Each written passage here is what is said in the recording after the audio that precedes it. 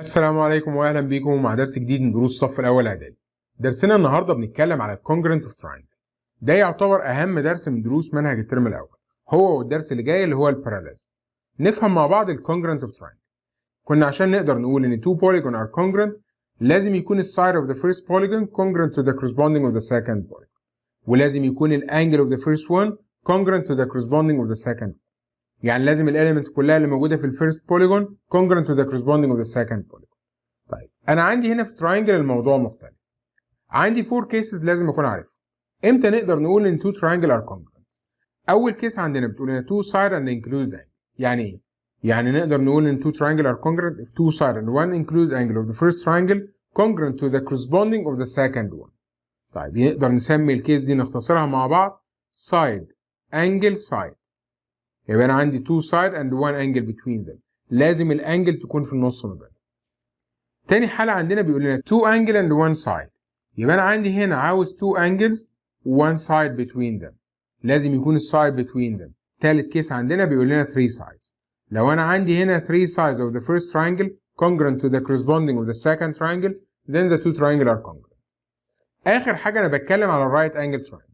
if the hypotenuse and one side. انا محتاج بس hypotenuse and one side. الكلام ده فين؟ في الرايت انجل تراينجل محتاجين الhypotenuse and one side. طب ايه هو الهايبوتنيوس؟ نفتكر مع بعض the longest side of the triangle or the side which opposite to the right angle. طيب تعال نشوف مع بعض السؤال بيجي لنا ازاي. بيقول لنا هنا in each of the following figure show if the two triangle are congruent or not. طيب تعال نشوف مع بعض ان ال two triangle دول congruent ولا لا. خد بالك لو انا عندي two triangle ولقيت عندي هنا two lines intersect at one point اوتوماتيك اعرف ان انا عندي هنا vertical opposite angle. يبقى لو لقيت عندي هنا اللي هو الكروس اللي هو الليتر x اوتوماتيك اعرف ان احنا عندنا هنا vertical opposite angle. يبقى دي اهم حاله لازم تكون عارفها. لو لقيت التو تراينجل عاملين لتر اكس اعرف ان انت عندك تو انجل سواء اذا كانوا موجودين في جيفن او لا. فاول شكل عندي هنا بيقول لي تراينجل اي بي اي والتراينجل الثاني دي اي سي. عشان نقدر نقول ان تو تراينجل ار كونجرنت بدور على الفور كيسز. اول كيس عندنا اللي هي سايد انجل سايد، تاني واحده انجل سايد انجل، اللي بعد كده سايد سايد سايد، اللي بعدها عندي in the right angle triangle we need the hypotenuse and one side. انا ادور عندي هنا في الاول هو انا عندي هنا two side and one angle. تعالى نبص كده. انا عندي هنا AE is equals DE and BE is equals EC. one angle between them لان السايد الاولاني AE والسايد الثاني BE والانجل اللي ما بينهم E. طيب يبقى بمعنى كده انا عندي هنا two side and one angle of the first triangle congruent two side and one angle of the second triangle. يبقى نقدر نقول ان two triangle دول are congruent. طب نكتبها ازاي؟ تعال نشوف. هنقول عندنا هنا in triangle. اول triangle اكتبه باي اسم انت عاوزه، وليكن عندي هنا هكتب A E B and triangle. triangle التاني اللي هو مين؟ احنا قلنا AE. هو AE زي مين؟ زي DE. يبقى نقول عندنا هنا DEC. انا كتبت الاول زي ما انا عاوز، التاني برتبه على حسب ترتيب الاول، لان الترتيب لو غلط معنى كده ان التو تراينجل دول نوت كونجرنت. لازم الترتيب يكون صح. فانا عندي هنا انا قلت تراينجل AEB. التراينجل AEB ده اول سايد قلته اسمه AE. ال AE ده كونجرنت مع مين؟ مع DE. يبقى اقول DEC. طيب التو تراينجلز دول فيهم ايه عشان نقدر نقول ان هم كونجرنت؟ احنا اتفقنا ان انا عندي هنا سايد انجل سايد. خلاص خلصنا الحاله الاولى. طب السايد اللي هو مين؟ ال AE. نبقى نقدر نقول هنا ان ال AE equals DE. وبعد كده الانجل مين؟ measure of angle. نقدر نقول انجل AEB with angle DEC، او نقدر نقول ان هي angle 1 with angle 2. يبقى نقدر نقول measure of angle 1 equals measure of angle 2. طب هما equal ليه؟ لان هما vertical opposite angle. طب انا عرفت ان AE equals DE منين؟ لان ده كان given موجود في السؤال. بعد كده عندي هنا ال BE equals CE. BE equals CE. Then طالما وصلت عندي ان انا عندي هنا two side and one angle between them then triangle AEB congruent with triangle DEC. طيب تاني نقول مع بعض لان انا حاسس ان الموضوع لسه صعب. انا عندي هنا في التراينجل اللي بعده جايب لي هنا تراينجل ABE وتراينجل DCE. الجيفن اللي جايبه لي measure of angle A equal measure of angle D وmeasure of angle B equals measure of angle C equal 9 والE equals الE vertical opposite angle. ده انت ما جبتليش ولا سايد. انا عندي الكيسز اللي موجوده عندي اللي هي ايه؟ اللي هي سايد انجل سايد. طب دي ما تنفعش لان ما جابليش ولا سايد. يا اما انجل سايد انجل ودي برضو ما تنفعش. يا اما سايد سايد دي برضو ما تنفعش لان ما عنديش ولا سايد. ما حدش يقول ان هم شبه بعض، لا لازم يكون جيفن ان هم ايكوال. ما ينفعش نقول ان اصل هم شبه بعض فهم كونجرنت. اعرف دايما the figure not drawn to scale. اخر حاجه عندي بيقول لي اللي هي الرايت انجل تراينجل. الرايت انجل تراينجل محتاجين hypotenuse and one side. انا عندي رايت انجل تراينجل بس لا عندي hypotenuse ولا عندي one side. يعني معنى كده هم شكلهم congruent بس هم not congruent. ليه؟ لان مفيش given بيقول كده. يبقى معنى كده the two triangles are not congruent. تاني انا عندي هنا question number 3. احنا قلنا الكيسز اللي عندنا side angle side angle side angle side side side and the right angle triangle the hypotenuse and one side. تعال نشوف الجيفن اللي عندي هنا AD equals CB. ماشي. انا عندي هنا الموجود عندي AD equals BC وعندي بعد كده angle B is equals to angle D. measure of angle B equals measure of angle D. خد بالك من حاجه، احنا اتفقنا لو انا عندي التو تراينجل عاملين لتر اكس بالشكل ده كده كنا بنقول ان عندي vertical opposite angle. لو لقيت التو تراينجل الطبيعي ان هم يكون فيهم 6 sides. طب تعالى نعد كده، انا عندي 5 sides 1 2 3 4 5. ده انا في سايد مشترك ما بينهم، يبقى نقدر نقول ان ال AC are the common side لان ال AC ده موجود في التراينجل الاولاني وموجود في التراينجل الثاني. طيب يبقى انا كده بقى عندي ادي سايد والتاني، بس الانجل اللي في النص ما بينهم مش هي اللي congruent. انا عندي two side one angle بس الانجل لازم تكون lies between them، لازم تكون included between them. طالما انا عندي two side وانجل بس الانجل not lies between them يعني معنى كده ان التو triangle دول are not congruent. تاني لازم يكون عندي ان two side and one angle between them. If the angle not lies between them then they are not congruent. لو الانجل not between the two side يعني معنى كده the two triangle are not congruent. في question number 4 جايب لي هنا بيقول لي ان ال AB equals AD. تعالى نشوف الجيفن كده. انت بتقول لي هنا ان ال AB equals AD وقلت لي بعد كده ان ال BC equals DC. طيب ادي الشرط التاني ال BC equals DC. طيب احنا اتفقنا لو انا عندي هنا two triangle عاملين letter X كنا بنقول عندي vertical opposite angle. طب لو كان عندي هنا number of sides equals 5 يعني معنى كده عندي common side اللي هو AC is the common side. طب ما انا عندي كده 3 side of the first triangle لان ال AC ده محسوب في التراينجل الاولاني ومحسوب في التراينجل الثاني. يبقى انا عندي هنا 3 side of the first triangle congruent to 3 side of the second triangle. Then triangle A B C اتفقنا بنكتب الاول زي ما احنا عاوزين congruent to triangle. احنا قلنا A B مين اللي زي ال A B او corresponding مع ال A B A D يبقى نقدر نقول A D اخر vertex اللي فاضله عندي اللي هي C. يبقى triangle A B C congruent to triangle A D C. يبقى نقول عندنا دول الثلاث اسباب اللي خلى ان التو تراينجل دول congruent عشان كده ان هم كانوا side side side. لان عندي 3 side of the first triangle congruent to 3 side of the second one. Question number 5. الجيفن اللي موجود عندي هنا angle B is equals angle C. نقدر نقول ان angle 1 equals angle 2 وangle 3 equals angle 4. اوتوماتيك انت قلت لي ان السايد ده في النص ما بينهم يبقى ده common side. طب تعالى نبص كده angle 1 وانجل 3 والسايد ما بينهم لان انجل 1 اللي هي B وانجل 3 اللي هي C. السايد اسمه BC يعني معنى كده انا عندي 2 angle and 1 side between them. يبقى نقدر نقول ان انا عندي هنا ان 2 triangle دول congruent. ليه؟ لان انا عندي 2 angle and 1 side between them. side joining between the two angle. side بيوصل ما بين ال 2 angle. يبقى لازم يكون عندي هنا ان السايد في النص ما بينهم، زي الانجل ما شرط ان هي تكون في النص، السايد برضو لازم يكون في النص بيوصل ما بينهم. طب نكتبها ازاي؟ نكتب ان انا عندي هنا تو تراينجل، ادي التراينجل الاول وادي التراينجل الثاني. اتفقنا بكتب الاول باي ترتيب، وليكن عندي هنا A B C واقول له ان تراينجل A B C and triangle.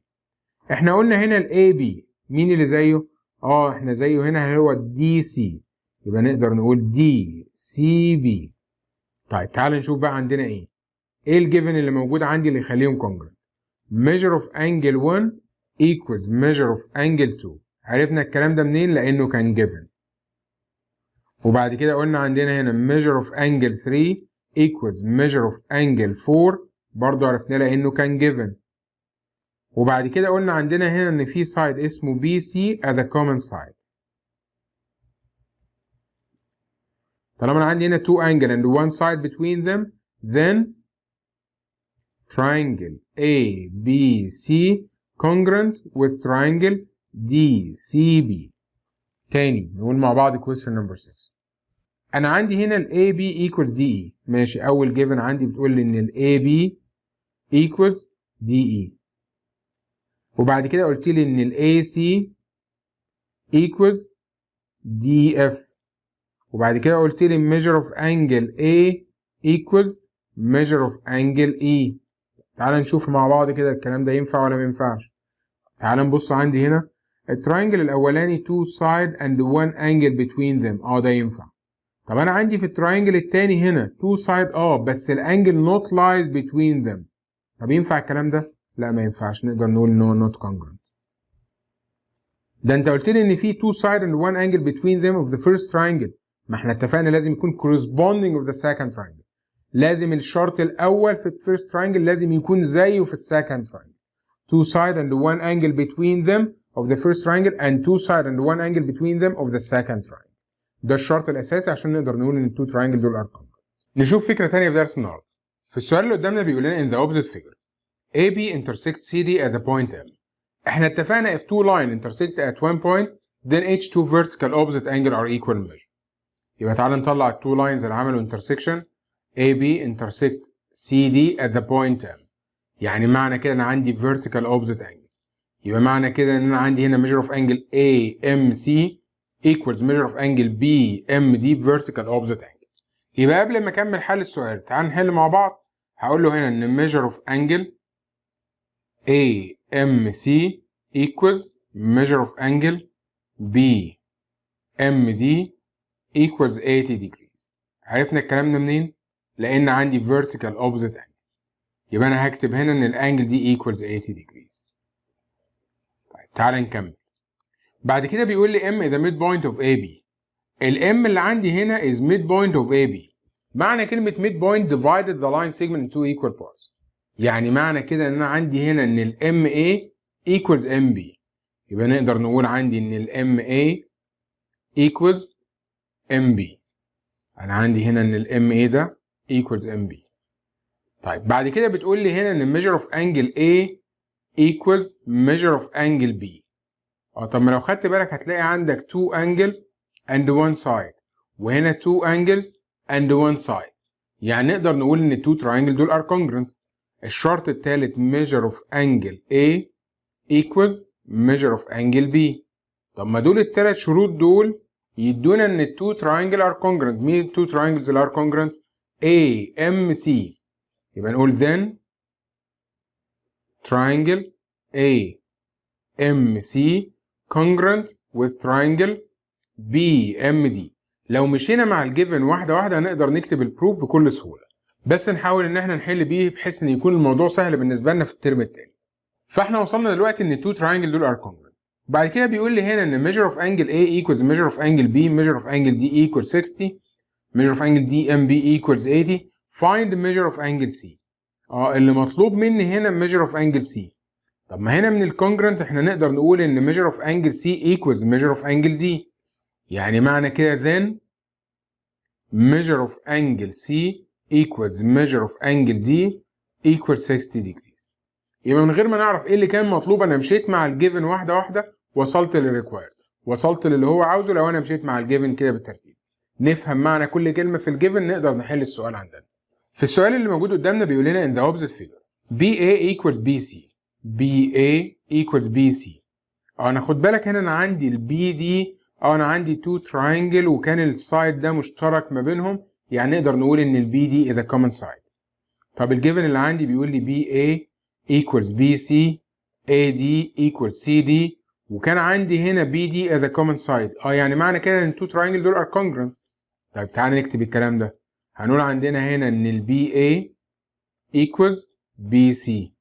السبب التاني ال AD equals CD وكان عندنا هنا ان ال BD is a common side.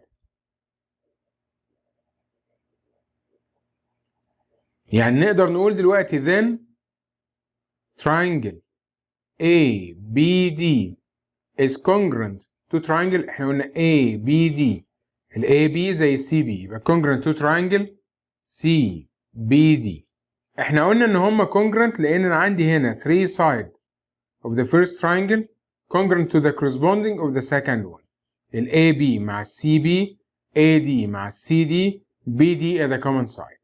هنا بيقول لنا find the measure of angle ADC ADC. انت طالب مني الانجل دي كلها. طيب ما انا اقدر اقول دلوقتي ان measure of angle ADB اقدر اجيبها لان انا عندي هنا the sum of the measure of the angle of triangle equals 180.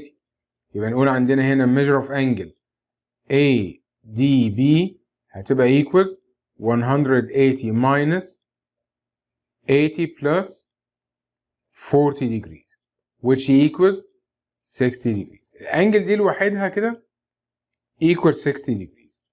يعني معنى كده then measure of angle CDB برضو هتبقى equals CDB equals 60 degrees. عرفنا منين؟ عرفنا من الكونجرنت لأن عندي angle D equals angle D لأن التو تراينجل دول are congruent. يبقى احنا ده اللي احنا استفدناه من الكونجرنت. الانجل دي برضو هتكون ب 60. يعني معنى كده measure of angle ADC هتبقى equals 120. يبقى then measure of angle ADC equals 120 degrees. في السؤال اللي موجود قدامنا بيقول لنا in each of the following figure find the required. هنا بتقول لي ان CD intersect AB at the point M. يبقى اوتوماتيك عارف ان انا هنا vertical opposite angle. يبقى الانجل دي equal 30. طب ما انا عندي هنا ان ال AM equals BM وال DM equals CM والتو vertical opposite angle يبقى two triangle دول are congruent.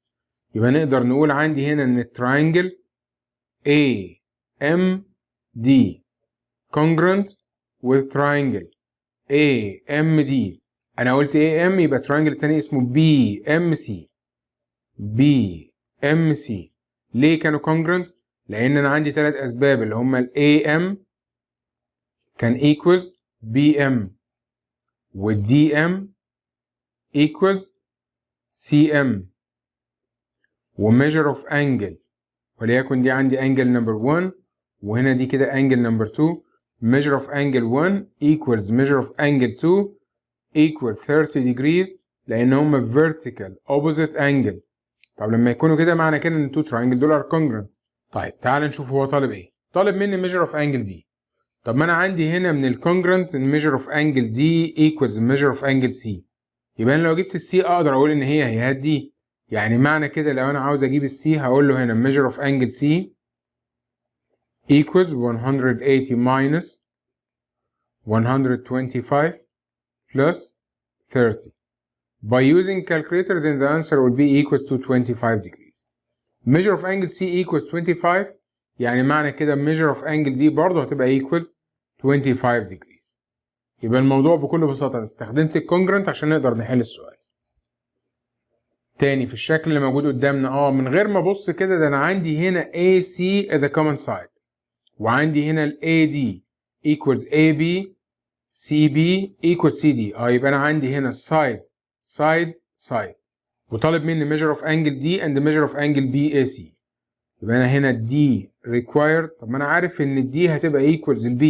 ليه؟ لان ال two triangle are congruent. طب تعالى نكتب الشرط الاول. الشرط اللي عندي ان انا هنا AC at the common side وبعد كده الشرط التاني ان ال AB equals AD وبعد كده ان السي بي equals سي دي. طب ما انا قلنا هنا 3 side، يعني معنى كده ان التو triangle دول are congruent، يبقى triangle A C B congruent with triangle A C D. طيب يبقى بمعنى كده measure of angle D equals measure of angle B، يبقى الانجل D equals B equal 30. وبعد كده طالب مني measure of angle B AC.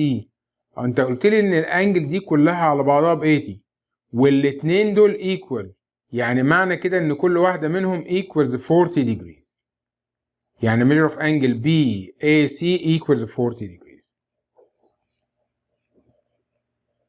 question number 11 بنفس الطريقة. انت جايب لي هنا ده common side، يبقى اوتوماتيك اول ما اشوف الشكل ده لو انا عندي هنا two triangle مشتركين في side اوتوماتيك يبقى انا عندي هنا ان ال YL على طول كده as a common side. وبعد كده نشوف انت عاوز ايه. جبت لي بعد كده هنا ان انا عندي right angle triangle measure of angle X equals measure of angle Z equals 290 degrees. وبعد كده قلت لي ان ال LX equals LZ، ال LX equals ال LZ، ده الجيفن اللي عندي. طب ما التلاتة دول لو انا عندي right angle triangle وال LY ده الهايبوتنيوس، لو انت خدت بالك ان هو الاوبزيت تو ذا right angle، يبقى انا عندي هنا RHS. طب يبقى معنى كده ان التو تراينجل دول ار كونجرنت. طب مين التراينجل؟ وليكن عندي XYL XYL يبقى congruent with triangle. انا قلت الاكس مين اللي زيها؟ الزد، يبقى ZYL. طب تعالى نشوف هو طالب مين. طالب مني measure of angle XLY. انت طالب مني الانجل دي. طب تعالى نشوف هو جايب مين. جايب لي هنا measure of angle XYZ equals 240، واحنا اتفقنا ان التو بارتس دول الاثنين دول equal، يعني معنى كده ان كل واحده من دول equals 20 degrees. وعندي هنا انجل ب 90، يعني معنى كده measure of angle XLY equals 180 minus 90 plus 20 which equals 70 degrees. يبقى دي الفكره بكل سهوله ان انا استخدمت الكونجرنت عشان اقدر احل واجيب الميجر اوف ذا ميسنج انجل. وبكده نكون انتهينا من درس النهارده، يا رب تكونوا استفدتوا بيه وانتظرونا في الدرس اللي جاي ان شاء الله، والسلام عليكم ورحمه الله وبركاته.